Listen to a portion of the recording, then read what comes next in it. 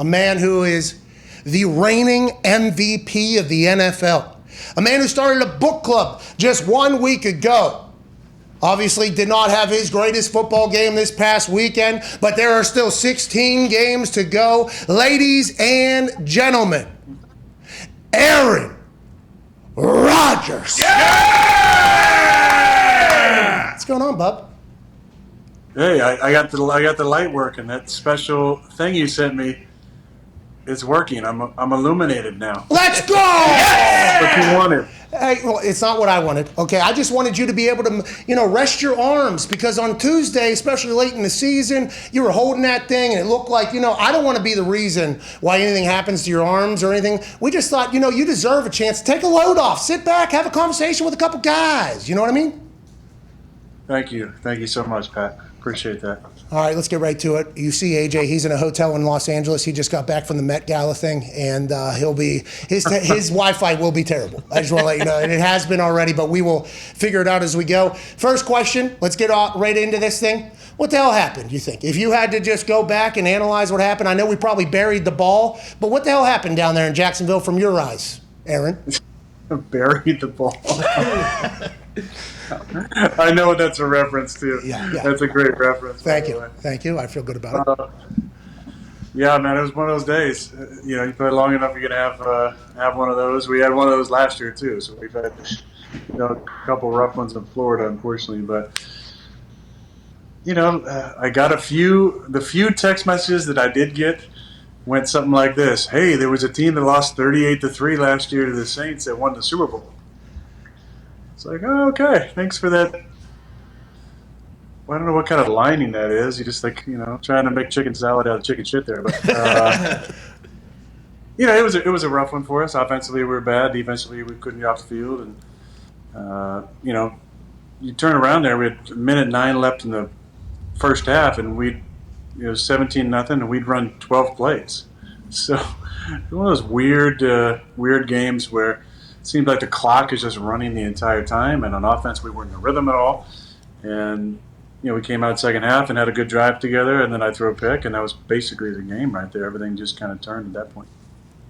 Hey, what do they do? What does the Saints defense do to make it like that, to make it a rough day? I'm from watching it a lot of times, and we had Matt Castle, the Cast Dog, on before you. Cast Dog. And he said I asked him, like, hey, is there times when, guys just legit aren't open or those windows are tiny? It felt like that watching the game. Like, what do teams do to do that, where they can find a way to kind of take windows away and also put pressure on you? Well, kind of the opposite of how they played last year at the Superdome. Last year, without Devontae, it was a lot of pressure. Malcolm, I feel like, blitzed a bunch of times off one edge. Davis was blitzing a bunch. I think there was almost 50% total pressure. This year was very, very minimal pressure, so they just kind of sat back and a lot of too high stuff, and then some good disguise too high, where they're kind of shading the safety to one side of the field, and the backside safety is kind of inserting for 3 going vertical or doubling. A lot of times Devontae backside if the opportunity presented itself. So it was a good job. They did a nice job stopping the run with their front, front 4, front 6-ish. It was a light box most of the day. So when they're stopping the run with the light box and they're covering to go in the back end, it's going to be a tough day if you can't find those tight windows. I've said this a couple times. I think I actually heard, and I don't know if you said it aloud or not, but whenever you were in your end zone and it was that second one that was caught by the other team, I actually heard, I think, fuck it. Did you say that into a microphone, or how did I hear that? Was that in my head? I heard you say that, or was that actually you? Because I think that was a pass that a lot of people looked at and they were like, that's not what Aaron Rodgers do. Were you just trying to take a shot, seeing if MVS was down there, or did you know maybe this was like a punt if this thing gets picked off anyways? And did you get to the point where it was like, fuck it in that game, which would have been understandable? I'm not saying I wouldn't have said fuck it at one point in my mind, but I don't think it was on that play. No, it was just, they were, like I said, they were playing the backside safety there, low on the backside. Devontae had a corner on the backside. I was thinking he was going to kind of stay with him and kind of double Devontae. And when I took my eyes off him, he did a nice job, went back to the middle of the field, and I obviously overthrew Marquez on that one. I do want to talk about the first one, though. Okay, and yeah. there's have to be multiple ones. But for those of you who went back and watched it or will go back and watch it, I don't like to make a lot of excuses for interceptions. There's some shit ones. There's some, ones you wish you had back. There's some ones that really aren't your fault. That one was entirely due to the double nut shot I took. Somebody will go back and watch it. But I stepped up in the pocket. I was going to throw it across my body to Devontae. It was from the shallow cross. And, it's a ball I've thrown in practice before. I didn't feel bad about that throw. And right before I'm throwing it, I took a left kind of clothesline that, A.J. Hawk or Brady Papanga clothesline. And somebody on the right, with a right kind of cross, double nut shot that, I guess I got to overcome that and throw a better ball. That was a painful one. I do. They got their money's worth on that one. Okay, and my last question before AJ and the boys get into this beautiful conversation. There's going to be people with Aaron Rodgers, which is obviously you've been with Aaron Rodgers the longest out of anybody, but anything you do is going to get speculated, criticized, and everything like that. You coming on this show and being this relaxed, people are going to talk about, he doesn't care. The game, obviously, with everything that happened in the offseason, this guy doesn't care. Is there any reason to address those things by you? And if I'm out of line for even asking a question, obviously tell me to fuck off, but that's things that are being said immediately after a performance like that with that offseason. What are your thoughts on that? And what was the locker room, afterwards around you? We saw Bakhtiari, obviously, but what is the team like? Is this a bunker mentality situation, you think, now? No. I mean, I think it might be a freak out outside of the facility. I think it's just it's a good learning lesson for us. We can't play like that. We can't start a game like that. I feel like I said after the game, our energy level was a little bit low before the game. We got to do a better job responding to adversity. So, look, there's not much to say. We got our asses beat, by 35 points. We're all frustrated about it, but you just move on. We got 16 more to go. We can't dwell on this one and let it impact this next week. We got FC North opponent. We got a Monday Night Football game.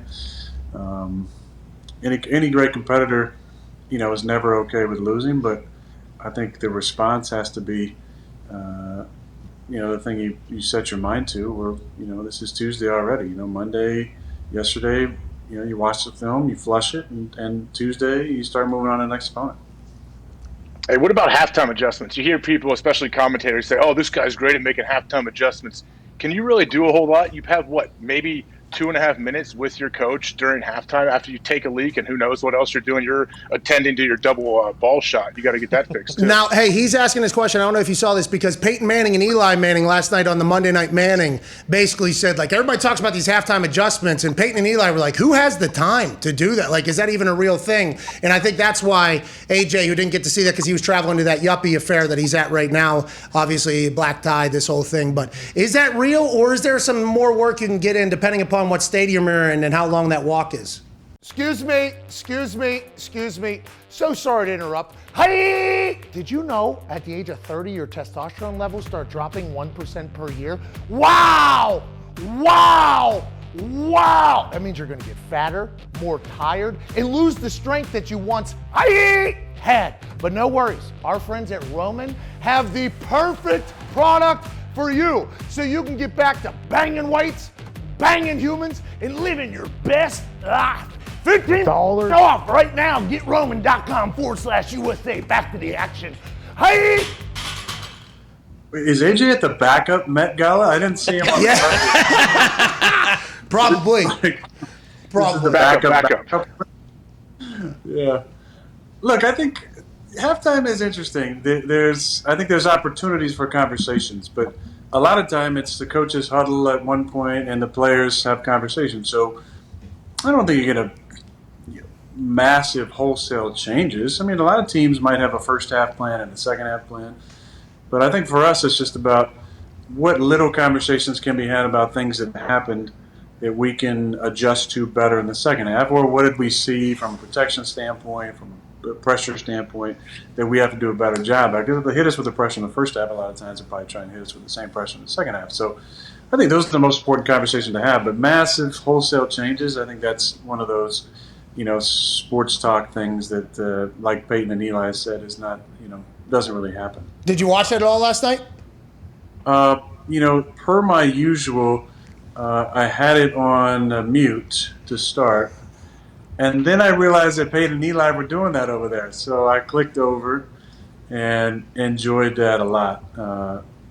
Those two, I mean, they've been trying to get Peyton on there forever, and it's nice to see those guys. They got a good rapport with each other, and it was good having those guests on there as well. Peyton's going to be watching film like he's you for this upcoming Monday Night Manning. That's what it felt like he did. He watched film as if he was the Raiders starting quarterback. He even reached out to a couple of the coaches to hear what plays we were running. Then he did the same thing on the Baltimore side. And watching him go through that game, I assume it's pretty similar to how you watch a game. Is that accurate? Like, it's hard to watch games as a fan once you become like this incredibly cerebral, successful quarterback. Is that how you watch every football game, the same way Peyton does there? I think so, and the thing that I enjoyed was actually from Eli when he was commenting about the people in the crowd. I mean, that's him and Peyton talking about, some of the folks in the crowd, like the big dude had the shirt off and stuff. Like, that's kind of how I watched the game too.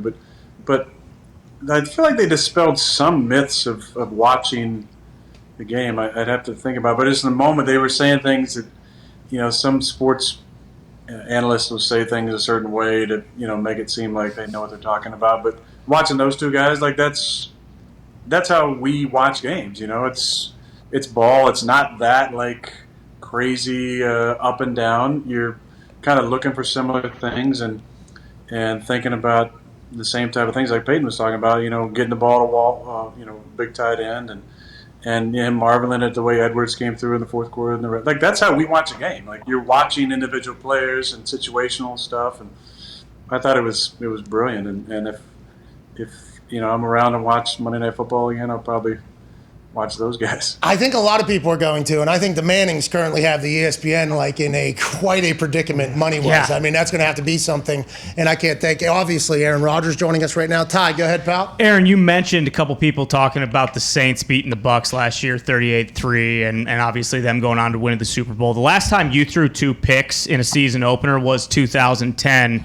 You guys ended up winning the Super Bowl. I assume you knew that, and that's why you decided to throw the 2 interceptions. Is that the case? And also, you mentioned getting hit in the nuts, and you took a couple shots. How do you feel physically today? I feel good. I don't think I took that many shots. One of my first days playing football in 8th grade, I wore a cup. Now, that was my last day wearing a cup. I don't think I'll be doing that again, but definitely thought about that after that. Hey, big one. Get a big one, obviously. But I'm just saying. The Duke. It's called the Duke. It wraps all the way around. But to answer your question, I didn't remember that at the top of my brain until I also was texted that by a friend. So, I got about 6 texts. I think 2/3 of them had to deal with something around the 38-3, Bucs Saints game, or the fact that I threw 2 picks in week 1 of 2010. So. Hey, this is positive people around you, though. Hey. Yeah, I appreciate that. And they say, sometimes you got to go through rough times to find your treasure. That's what the boy had to do. And obviously, we'll talk about, the Alchemist. Oh, yeah. At the end of this thing, we got some more questions before we get to the Aaron Rodgers book. Yeah, you read it. Pat read it all for sure. Are you kidding me, dude? It's about finding your own personal legend. Why don't you fucking do it, AJ? Huh? Why don't you read a book and maybe find your own personal legend? I'll do it. I'll read it. Let me get the Cliff Notes like you. Send me your Cliff Notes and your outline that Connor or Ty gave you. Never heard of Cliff. Never met the guy in my life. I want to let you know, I actually, excuse me, it's right here. I mean, if we're going to have this conversation, let's have the goddamn conversation. Look at this. We got pages folded with arrows in there. I don't know if you're going to be able to see it. I got arrows in there that were obviously done at a different time. Can you see? Look at that. That was my favorite paragraph. Look at that. I said, hey, let's read this one. You can't see it. Yeah. I'm doing. He ran his fingers slowly over the stones, sensing their temperature and feeling their surfaces. They were his treasure. Just handling them made him feel better. They reminded him of the old man. that gave me chills. You know what I mean? That gave me absolute chills. And we'll talk more about this at the end. There's still some more football questions, but thank you for recommending this one. Got my nose into the book. You know what I mean? That's right. It was a real page turner. Some people told me they were staring down a midlife crisis after fucking reading this thing, but I'm excited to continue to live my life. We'll talk about it at the end. Go ahead, Connor. Yeah, Aaron, yesterday during that Manning cast, Ray Lewis and Eli Manning talked about this time where they actually had a little conversation back and forth at the line of scrimmage about who the mic was. Have you ever had those with any players on the defense, or is it usually just after the play you'll just talk shit and told them, yeah, I told you I was going to score a touchdown here? Brian Urlacher and I had a number of conversations play. I love playing against Brian. He's a fierce competitor, great player, and the funniest guy on the field. I mean, he would intentionally make up dirty checks. So they had to do with, references or slang of private parts or whatever your mind could go to. That's where he would go for his adjustments. You got me here, or am I fucking glitching again? Yeah, well, you're glitching, but you were good, and you were in the middle of a great story. And this is AJ's fault. We do know that. And it's nice to know that AJ Hawk probably was doing the same things as Urlacher to keep you prepared in practice. But those little moments there. He just put people off. His coach. Yeah, of course. Yeah, he's a scumbag, obviously. I mean, bad reputation for the kids. I mean, what are you doing? That's not for the kids, AJ. That's what the NFL is. There it is. Yeah. Look at this guy. Dirtbag. Unbelievable. But that little give and take between the quarterback and the mic that's happening. I think last night during the game, Ray Lewis and Peyton talked about this. Derek Carr made a check because it was cover zero, and there was only like 6 seconds or 7 seconds left on the play clock, and the defense made a check immediately after his check. Derek Carr rolled out, threw the ball away. Is there a lot more of that than we are ever told? I did not know that was happening like that. I knew, obviously, coordinators, and Peyton's a coordinator. You're a part of the play call. I didn't know it was happening like that, like checkmate almost happening. Is that every play? And is that with all teams, a lot of teams, or just some of the teams? I think some of the teams. Yeah, not all the teams. Some of the teams will do that. It takes all 11 being on the same page, and I think a lot of D coordinators maybe worry about the checking to against a check and what that does to the the communication for everybody. But Chicago used to do it all the time. I mean, we'd be in our two-back set, and I would check to we'd be in have a run on. I'd check to a pass, and Urlacher would check to Tampa 2. I mean, it just happened. And then I'd throw a check down. Then we'd come back. They'd bring, they'd line up in, 59, bring the free safety down. I'd check to, double Puma. He would, which is a pass. He would check to Tampa 2. I'd throw a check down. It's like this thing. So I started having to dummy check, and then he would dummy check, and then he would say some crazy shit, and I would laugh, and then all discombobulated, man. It was a good time. That's awesome. Hey, when the floor is the guy in your helmet, right? And the speaker giving you the plays?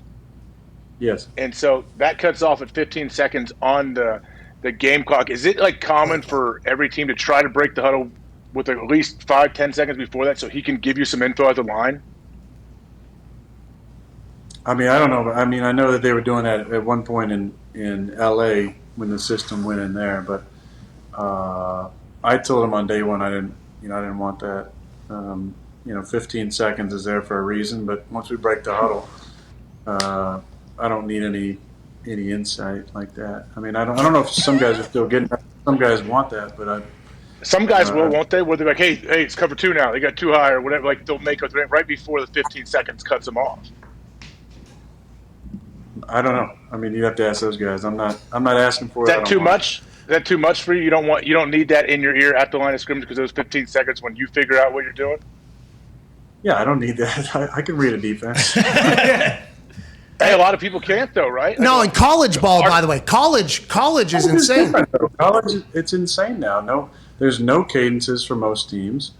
The quarterback is not involved in any type of protection schemes, and they're looking over the sidelines to get in during the play adjustments. It's different. Not every quarterback's like. They're like. That's why you've seen certain guys be able to step in and play well in the first few years, but it is different. Okay, so whenever you're talking about protections and shit like that, I think we all saw that you were potentially not in the best spot, most protected spot. Is that something you and LaFleur will talk about this week and be like, hey, we obviously don't have Bakhtiari for numerous weeks. Maybe there's more question marks than we had thought with a young offensive line. Will that change how you guys, now obviously MCDC's listening to this and everything like that, but is that a conversation you and LaFleur have? Are you and LaFleur comfortable enough at this point, 3 years into this thing, where you guys can almost, I don't want to say tell the truth because Russell Wilson said tell the truth Mondays, but is that conversation happening immediately after that game? Are you guys when do you and LaFleur kind of meeting of the minds after a game like 38-3? Right away, and then conversations yesterday and today. But by the time you get to Tuesday, you got to start to put that thing to bed. You got to move on. Now today was like a Monday for us because we play on Monday Night Football. So we had to revisit some of the things as a group, but at some point you gotta move forward. So him and I have different conversations probably than some of the other guys, just because it's important that we're on the same page all the time. I feel like the offensive line played really well. I feel like Elton played really good left tackle and Billy at right tackle, and the interior guys, the two rookies, played well. And Lucas Patrick, I felt like the protection was solid. I gifted him 1 sack, and that was it. On a keeper, and other than that, there were a couple nut shots and a couple hits, and I feel like the protection was pretty good. All right. Hey, that's an incredible leader there, by the way, because the rest of the world is burying the offensive line right now. You probably know that. You're a very observant human being. I appreciate what you just did for your boys there. Go ahead, Tone. Aaron, I believe you've told us in the past you don't really go out early for pregame anymore. Will that change this week? Because I assume you're going to want to have a conversation with Motor City Dan Campbell and kind of get a feel for who he is as a coach. I might have to wear some knee pads. Some of the statements I've heard. No, I don't think I'm going to go out. I did. I used to go out, a lot, and just kind of stopped doing that. Didn't feel like I needed to. Then when I was injured, I need to warm my calf up for a couple of those years. I would go out a little early, especially when it was cold. But no, I don't feel like I need a lot of throws to get warm. And a lot of times when you go out and you're trying to just warm up, it turns into a hangout session, which is fun sometimes if you really know you're really close to somebody on the other team. But then you're like, man, I've been out here for 20 minutes. I've thrown 3 footballs. What am I doing? So I'd rather just stay inside, go through my process, zen out, get some stretching, text AJ, all the good stuff. Oh, man, that's awesome. AJ's a part of your pregame routine. I don't know if you did that on Sunday. Fucking knock him out of the list if that's the case after what happened down there in Duval. Yep. After your off season, obviously, and when you came back, you seemed to be in a great headspace, seemed to be very comfortable with who you are, where you are, what you are, everything like that. After that game, a lot of people thought, maybe this whole thing would change. It still feels like you are in a very good spot. Is that accurate, or is there any reason for any Packers fans to think anything differently or worry about anything? You have the utmost confidence in this team, this roster, and yourself still, right? Yeah, I do. That's why I'm back. I love this. Love the team. Feel good about everything that we've done in the off season, training camp. I felt like it was solid. We had good practices. I know that a game like that allows all these speculation to come into play. Should we have played in the preseason? Should we have done this? Should we have done that? And we got to deal with it because we just got our asses whooped. That's fine.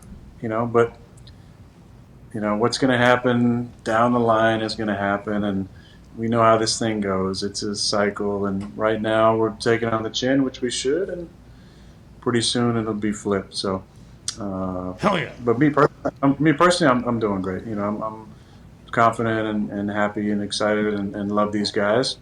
Competitor, like I said, frustrated about my performance and our performance, but this game is about how you respond to negativity, usually more than how you're hailed for your successes. Hey, that's a great quote. And by the way, this ain't no cupcake conversation, by the way.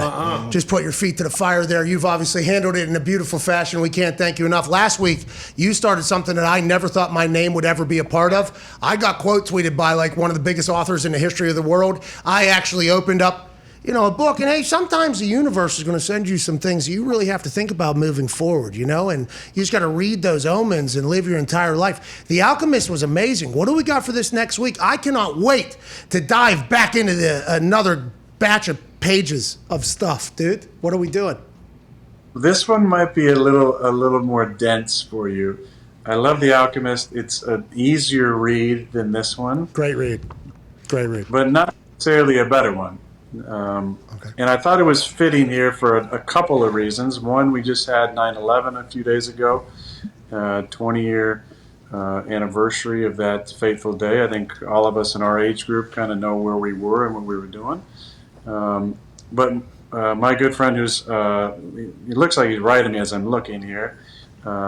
You're my great friend, Pat, but AJ, Thank you. Many people maybe remember this or maybe don't, but I believe this is true. You grew your hair out with your fellow linebackers as an homage to Pat Tillman. Is that correct? Correct, yes. That's awesome. So the book that I've chosen this week is one of my legitimate all-time favorites by an author who I've read many of his books. He's a fantastic author named John Krakauer, and this book is called Where Men Win Glory. And Awesome. see if I can get this here where the lights. Yeah.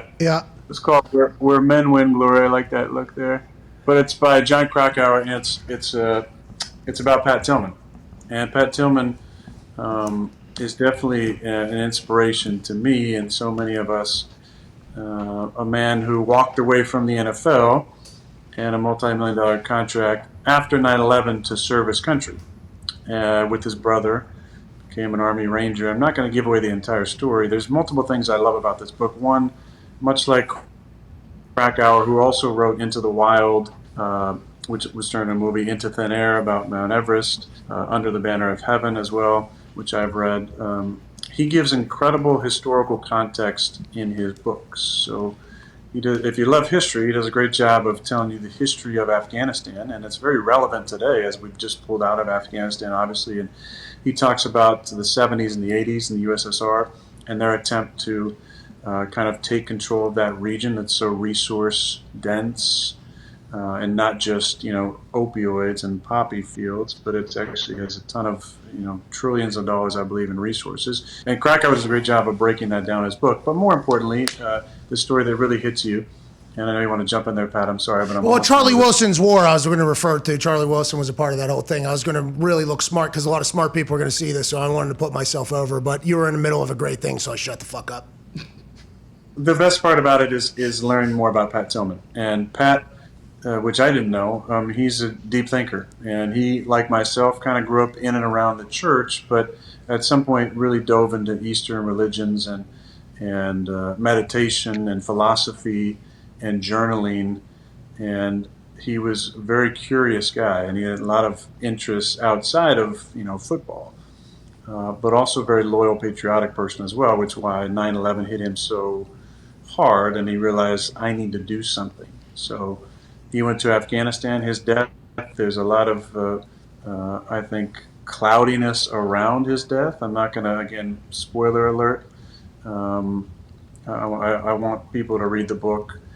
It's a special book to me. I know AJ has read it as well. I've given it away so many times because I love it. I had to go to Barnes & Noble to pick it up again. So I'm thankful for that. I gave them a heads up as well about Where Men Win Glory, and also a little sneak about what next week is, because I've already picked out next week's book. But anyway, big shout out to John Krakauer. Love his writing. Shout out to Pat Tillman's family, all the great work they've done at the Pat Tillman Foundation as well. And I'm glad that you say you read, but I know there are a lot of people that hit me up during the week thanking us for talking about reading and for talking about The Alchemist, including the author. Hey, shout out to you, by the way, for bringing eyes to reading again. And I think the reading community seems to be very thankful. The Alchemist one right up to the top. I cannot wait to check out Where Men Win Glory. Is this last week was a fiction, a fake, right? This is a not fake? This is a nonfiction? This is a nonfiction, yeah. Nailed it. Okay. All right, Let's go. Hey, I got a real quick question for you, Pat. Aaron, is this? I mean, it's amazing. Obviously, this book is great. Krakauer, all of his books that you mentioned are really good. But it just hit me. Are you throwing shade at LeVar Burton and you want to be the next Reading Rainbow type guy because you're eventually going to take over for Jeopardy and you don't think he should be the host? Hey, you don't want that smoke, I don't think. Jeez. I mean, that dude. I'm a big Jordy LaForge fan. I'm a big Reading Rainbow fan. So, no, I love LeVar Burton. If he got the Jeopardy job, man, that'd be awesome.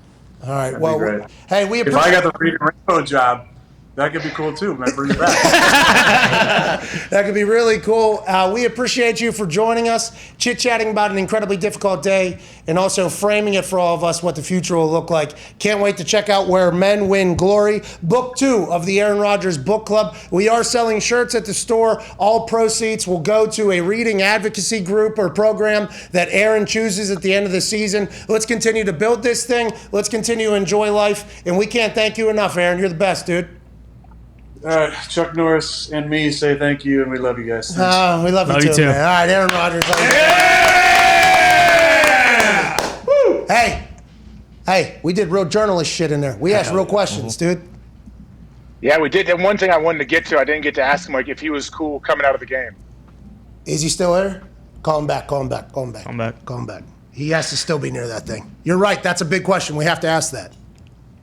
Or, like, I just don't know, how did that come about? Like, I'm sure he was, obviously, but I just want to know when did LaFleur say, like, hey, man, like, this game's out of reach? You could go ahead. He just hung up. Okay. Yeah, he was back, and then he hung up. Hey, that's a teaser. We'll ask him next week. We have to get to a break because, we powered through this thing. On the other side, we answer some phone calls, 1-833-4-McAfee. We'll digest everything we just heard.